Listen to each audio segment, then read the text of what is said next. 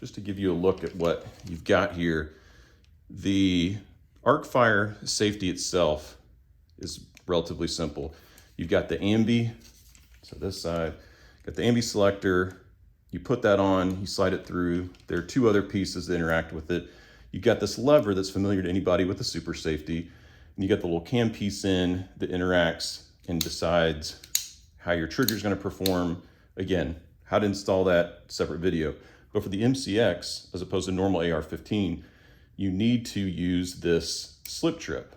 And so I'll take this out real quick and show you, if it's not clear when you get this, it's two pieces, and these pieces sit together. So you can see there's a track here, and then there is a groove on this lower piece, so it fits in and sits just like that. And you can see right here, your super safety lever needs to be sitting in front of this. And so this needs to be, if you're talking from buffer, well, this is, talk about like grip all the way to muzzle end, you need to have this furthest back, then your lever here, this cam lever, is gonna sit in between there, and then this piece is gonna be forward. And you're gonna interface with your hammer spring with this little cutout. It's gonna sit right there, and then this piece sits on top of your safety. So go ahead and put that back in, just slide it in here. It's like you just have to do this delicate dance to compress this enough to where you can kind of shimmy it where the front lever goes forward and you're able to push it back. But see, now, put my tang in, but like I said, what I want to do, see how I have this front piece that's just kind of sitting on top of the bolt release? That's going to be like the most advantageous place for it to be. I've got enough room to clear the back.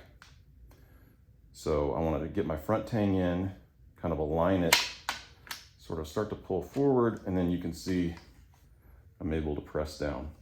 So again, the key is, obviously once you have your pieces assembled, seat them in such a way that you can have this front, the top piece of the slip trip, basically sitting on top of your bolt release. You can see your levers pulled back. This is going to clear your tang. You got this piece, which will compress down fine on your rear tang once you get it in, but start with your front tang.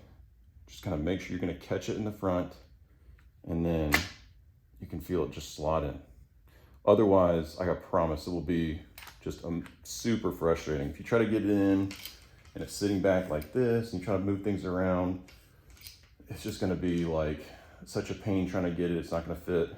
But if you can just kind of just push your finger up there forward, get that sitting on the bolt release, I'm sorry, the bolt catch, then you can just sort of maneuver it back.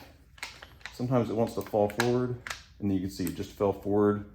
Sorry, sometimes it'll want to fall back, but if you press it and just come up just a little bit, it'll release it to where it'll fall back forward, and then you can see you're able to reassemble. So now we'll test fire it.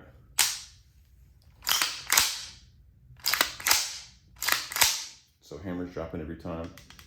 No reset when I let off. Now I will let off. Resets my trigger so I can go back to semi and then safe. You will not be able to go back to safe if your hammer has not been recocked. So now safe, no trigger drops, semi. Your trigger's resetting. And then again, active safety. Hammer drops, reset trigger, hammer drops as soon as the bolt comes forward, as I'm able to pull my finger. See, my finger's going forward each time. Single shot. Trigger will not reset now. Now I've reset the hammer and I can go back to safe.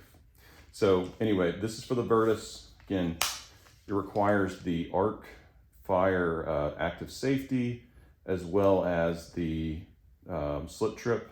Slip trip, once you get the hang of it and get installed, should be easier to put in. But again, hope this helps.